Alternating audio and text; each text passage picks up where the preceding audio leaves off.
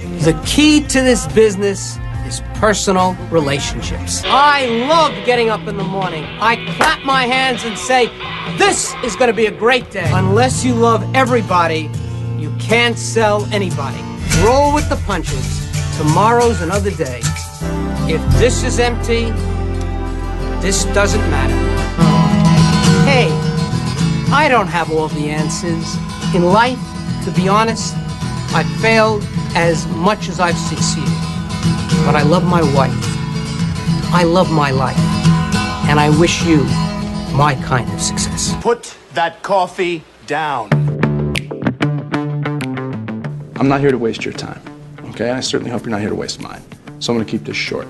Helen, we're both in sales. Let me tell you why I suck as a salesman. The most valuable commodity I know of is information.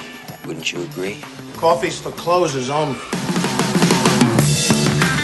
Well, hello there, friends. Welcome back to the Behind Your Back podcast with me, Bradley Hartman, founder and CEO of the Behind Your Back Sales Company, where it's our mission to help you sell more, faster, at higher margins, and have more fun doing it.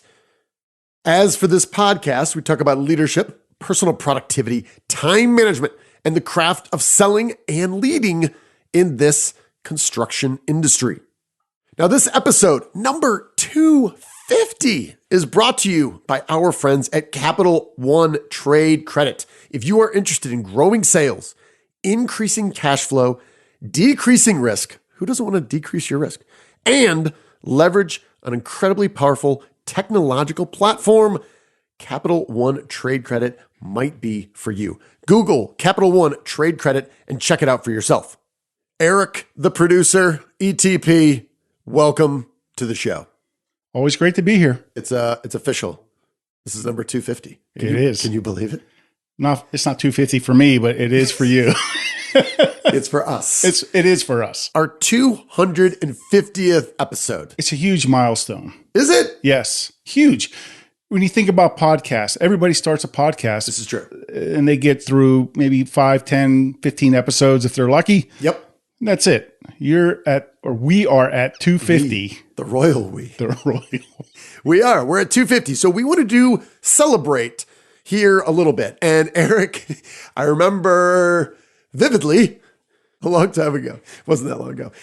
When I first just casually mentioned my friend, Dicky Fox. And you looked around, you're like, who the hell is Dicky Fox? I'm like, come on, dude. Dicky Fox. He's a legendary leader, full of wisdom and expertise on leading men and women, caring for others, and growing a successful business.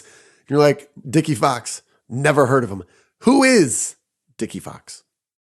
Sounds like a wonderful man.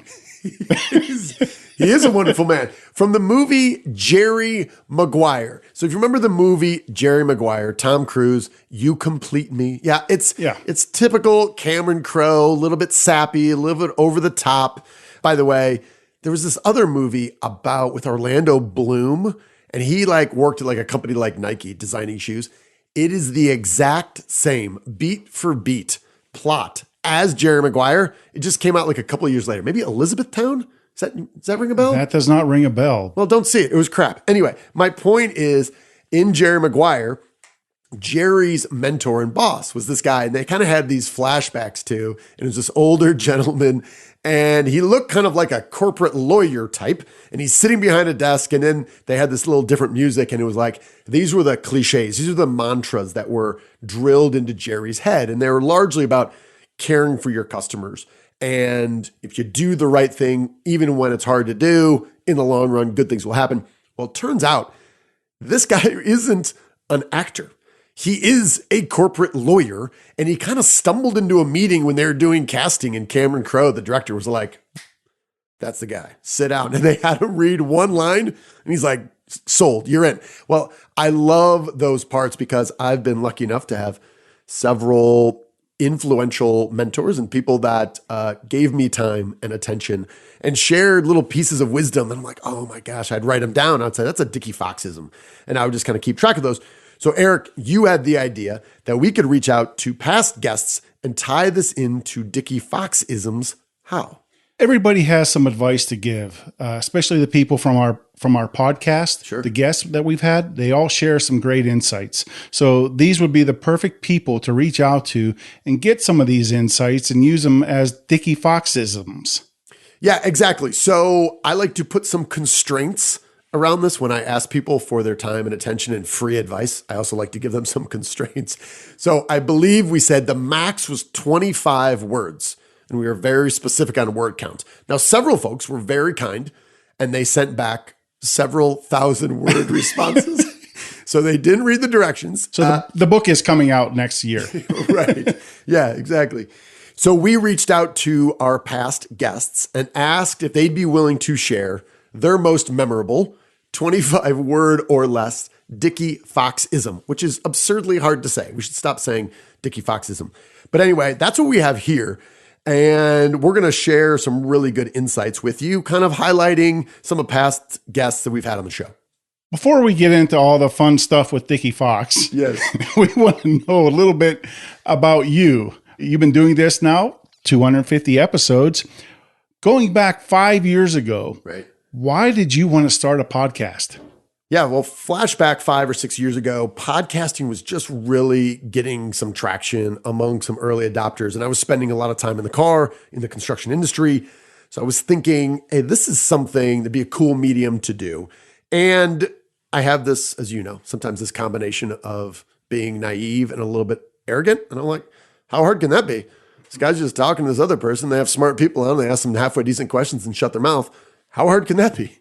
So I did that, but I also was selfish in that I was finding myself increasingly with leaders and companies that I really admired. And I realized that I was being given a gift of learning from really smart people who were really successful when I was relatively young in my career, or young in my own business. And I thought, if we could just capture some of this, I think a lot of other people could really learn from it. And I think that's really where it came from. And as you know, Eric, at our company, we believe in experimenting. And my thought was, I'm going to do 20 episodes. So we're going to put an investment in. We'll do 20 episodes and we'll kind of reassess after that. Would you say, looking back, it's been harder or easier than you thought it would be? Well, firsthand. I'll ask you this. Was it easier or harder when I described, or you came on board and we were doing a podcast, at least one episode every week? I took this endeavor very similarly to how I do with writing, in that, in theory, writing's easy. Anybody can do it, right? We always talk about this democratization of book writing. Anybody can write a book, right? However, I think if you view it as a craft and you realize that, hey, we're going to get better over time and we're always going to iterate, to do something really well, it's going to be hard. But I also knew that early on I loved it. And I was getting a lot out of it. So it was something that I continually invest my time in and feel like I'm getting better. But it certainly hasn't been easier, but it's also been a labor of love. All right. Well, let's go back to that first episode that you recorded. What do you remember about it? I remember realizing quickly that if you find the right guest, everything else is easier. So our guest on episode 1, Mr. Joel Fleischman of Drexel Building Supply in Wisconsin. And then he also came back for episode 100 with Doug Carlson. And both of those two guys and those two episodes, you realize that for people that are smart and they're funny and they've thought a lot about the business and leadership and they're able to articulate those well, number one, there's a bunch of joy that comes from that, but it's also really easy. You ask a halfway decent question and you shut your mouth. And that's what I really remember. And as I look back among those first 5, it was Joel Fleischman, Tim Rethlake, who's been on a number of times and is still a really close friend. Dave Reichert, owner of Davis Hahn Lumber here in Dallas, was a fantastic guest. And then we had Jason Behunin, Builders First Source. For those first 5 episodes, I didn't know if I was going to be halfway decent, but I did know that they would be really good. The other thing, looking at the duration, 65 minutes, 76 minutes, 66 minutes, 69 minutes, 70 minutes. I also realized, actually it took another 100 episodes or so, like we should dial these back. We can edit them, make it easier to listen to. Still, those guys still remain all very prolific. Well, we have all these great leaders of the industry on the podcast. Anything that you've learned from them along the way? I think this is the point. We need just to turn it over and share these Dicky Foxisms. What do you think? Yeah, let's do it. Yeah. All right. So starting us off is a dear friend, and he really went above and beyond. He put out a video. By the way, Eric, are you familiar with a little thing called YouTube? I am familiar with YouTube. I've been there once or twice. Yeah. Well, turns out it's a thing now, 2022. We're going to start putting more of our videos out there. This is kind of an inside joke because we've been talking about this for 7 years, but we're going to be doing more of that. We are going to post this one from Jon Vaughan where he shares his Dicky Foxism while on video with Dicky Fox in the background. I know. Crazy. Here you go. Mr. Jon Vaughan of Brand Vaughan Lumber, now US LBM. Dicky Fox and I have something to share with you. If you care more about others' success than your own, you will never stop succeeding. Now, Jon Vaughan was on episode number 92 and number 132, if you are interested in hearing more. But that line, if you care more about others' success than your own, you will never stop succeeding. That was pretty similar to another Dicky Foxism we got in from Mr. Kent Strawderman from episode 192, where he said, this is a simple business. We buy stuff, we sell stuff. Don't overthink it. And I think, Eric, the thread between those two is that sometimes we get caught up in selling and what is selling and all these different aspects of it. When at the end of the day, if you approach it as we're trying to help people achieve their goals and their dreams, which number one requires that we understand their goals and their dreams, and then we just try to figure out any way we can to help them get there. If you do that and you work hard enough at that and you do it with enough people, you're probably not guaranteed success, but the probability of that happening is more likely than not. Yeah, if you start with the standpoint of you are trying to help somebody and you look at it from that perspective, yes, you're selling them something, but you're also helping them. You care about their well-being, you want to help them out, and you want them to succeed just as you succeed. The next one we have comes from Todd Skaggs, sales leader at Beacon Roofing. He was on episode 55. Yep. And Todd says, get up early, make your bed, smile, yes, sir, no, sir, please and thank you. Yeah. Hard to argue with that. Now, let me ask you. I can argue a little bit. You maybe you will. You get up generally early. Do you make your bed? I do not. Either do I. I'm forgetting why. I can't remember either A, why I started, and I can't remember why I stopped. But there was one point in time where I had a habit where I was coming in, and I don't know, maybe I read some Jocko Willink book or something, and I started doing that. It's been a long time. I don't. Oddly, the only time I make my bed, when the cleaning lady comes by. Yes, you always have to clean before the cleaning lady arrives. Yeah, it's irrational. Yes. Anyway, next up is our friend Meagan McCoy Jones from McCoy's Building Supply. She starred in episode 48 with her father, Brian McCoy, who's officially retiring this year, and episode 221, also featuring her father, Brian, as they were talking about succession. Be the most prepared person in the room. You control your own preparation, and being prepared is so powerful. Most people just simply don't put in the work to do it. Definitely some great advice from Meagan McCoy Jones. And it's true. I mean, take a look around this room. You have a nice felt pennant. I mean, it says control what you can control. It's beautiful. It looks like your grandma knitted it, though. It's not far off. My friends, give a little shout out, future advertiser maybe. Our friends at Oxford Pennant in Buffalo, New York. Yeah, this is, they call this a camp banner. Yeah, it was rather expensive. My wife couldn't believe how much it cost, but it's beautiful. It's artwork. It says control what you can control. Obviously, this is kind of our mantra over the last couple of years going through the pandemic. It's now on Yetis. It's on hats. It's hanging on my wall.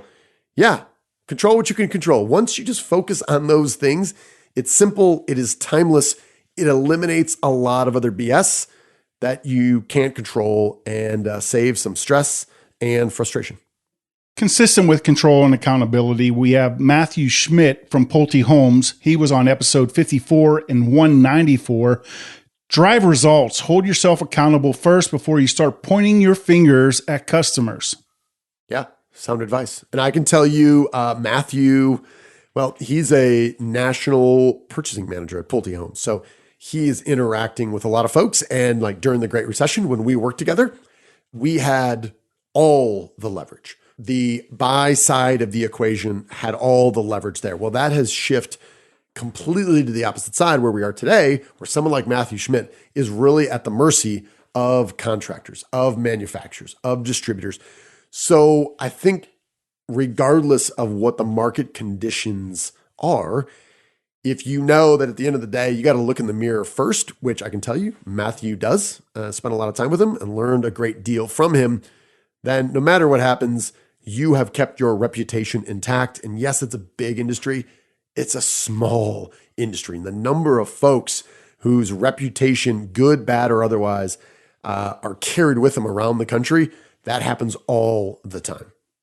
Yeah, and just to add to that, anytime in general you start pointing your fingers at other people, the results aren't going to be good. Yeah, absolutely. So this next one we have is from our friend, Mr. Dan Butterfield. Now, Dan is a vice president with Dal Tile, and I had a lot of fun with him. This is a recent episode, number 232, and I really enjoyed speaking with him and Mr. Steve Chesson of Carpets and More, and he shared this Dicky Foxism. Live by and teach others to have a proactive day with reactive time. We all have unexpected events. Address them, but always get back to your written goals and achieve them. Progress is planned and executed upon in all things. Now, we have an upcoming episode that will be digging into our time management system that we've successfully taught to an awful lot of sales professionals and I would say executives. For our executive coaching, we spend a lot of time about intentional time management. But what Dan mentions here is kind of this paradox. At one time, we need to begin every day and every week in a very proactive and intentional way. And yet, we need to account for reactive time. You need to intentionally plan to be reactive. Now, how does that make any sense? Well, every day, something arises that throws us off our course. So how do we factor that in, knowing that's going to happen? We shouldn't be continually surprised. And yet, as human beings, me included, that continues to happen. I've had this recent, very small tweak to my own time management that has had a significant benefit to my own time management. It comes from Cal Newport. We've talked about him in the past. I would strongly recommend any videos that he's got on YouTube or any book that he has written, but it's a small detail, and we have immediately taken that and factored that into our time management program. And it's really, how do we begin with proactiveness and intentionality, but also take into account this reactive time that I think is really insightful. So thank you, Dan, for sharing that. Just a small story. I've been recently working with your weekly game plan, and the buffer time has helped me tremendously. The first one I did, I sent it to you to take a look at, and you're like, no, you just have a list every day, all day of your tasks that you plan to do. Right. You need to allow some buffer time. And I've started working those in, and it's really helped me because sure, every day, something will throw you off and you have to rearrange, your plan. So the buffer time has been huge for me since I've started this weekly game plan. Next up is our friend and my co-author of the forthcoming book this year. It has to come out this year. It's called Yes, Fear Works, but There's a Better Way. I'm referring to my friend, Mr. Carl Moyer, who's the Director of Human Resources at Parr Lumber Company in the Pacific Northwest. Now, he was on episode 124, which we recorded in Portland. And then he came back down here as we were doing a bunch of the writing for the book on episodes 217 and 220. And his little clip here is about decision making. Any decision is better than no decision. If you don't know the decision, grab 3 people and put it to a vote. Now, Eric, I love this because as we have grown our audience for our other podcast, the Construction Leadership Podcast, more to come on that later, my friend. As we've been talking to more and more people about leadership, there are so many different aspects of being a leader. But I believe number one is essentially how we make decisions. And often certain folks will struggle to make a decision. When not making a decision, that's a decision and that has an impact. So I've seen the most productive, the most impressive leaders have a system on how they evaluate and how they make the decisions. And I think that's really the core of leadership. And that's why I really love this clip from Carl. Yeah, this may not be the best time to bring this up, but I'd like to know your process on decision making for, say, giving out raises or bonuses or even firing people. No, I'm glad you asked. It's not the right time. Next up, who do you have next? Do you have Mr. Tim Rethlake? I do. So yeah, we have Tim Rethlake from Hearth and Home Technologies. He's been on episode 330 and 137, so he goes way back with the podcast. His quote is, "The most common reason for a sales rep getting the business is simply that they expect to." Yeah, we talk a lot about that, of just confidence and going in and believing that, again, your job is to help and expecting that if I understand your goals and I firmly believe that I can help you, I'm the best person to help you. Oftentimes, your customer or prospect will feel the exact same way.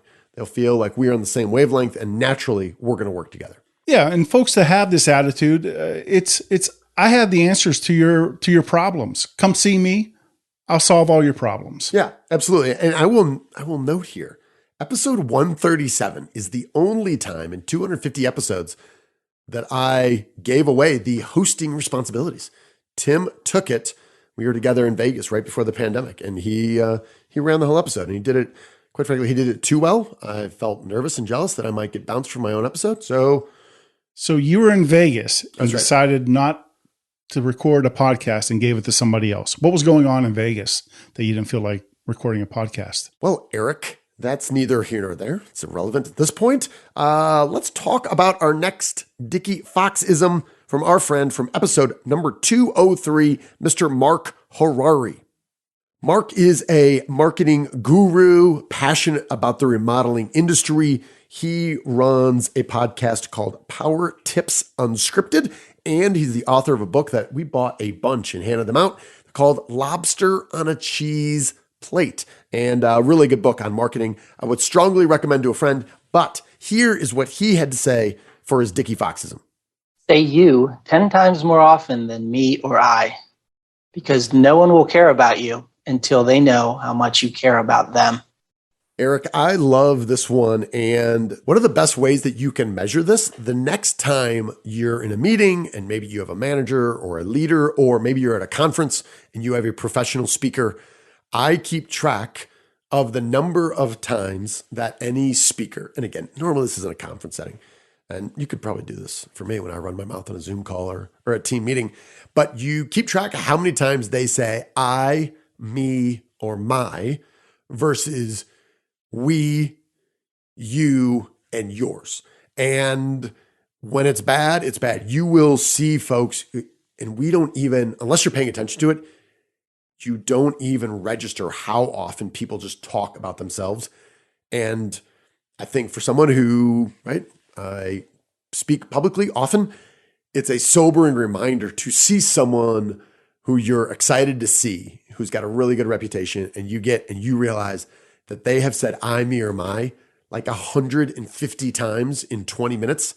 And they've said you, yours, or our like 1/10 of that, or in some cases 0. So this is just an easy way to start kind of measuring it a little bit and bring it to the forefront of your mind and how often, and then you can start thinking, right? Like a lot of things in life, it's easier to judge other people and keep track and measure other people, and then to bring it into your own work to understand how often you do it.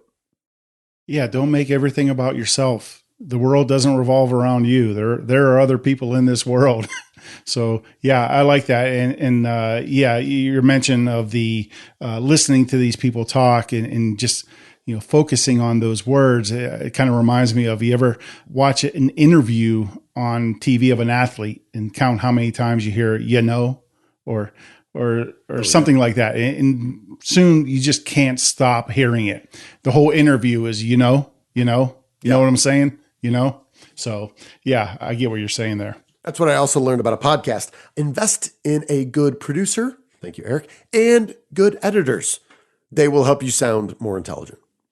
The next Dicky Foxism we have, it comes from Jennifer Zuern from Zuern Building Products. She was on episode 224 with Doug Carlson, and her advice is live where your feet are. Be present to notice the little miracles and amazing people you encounter every single day. One of the hardest things for any human being to do is to quit thinking and just to be where their feet are. I'm convinced, like time management, this is something that you have to work your entire life to do.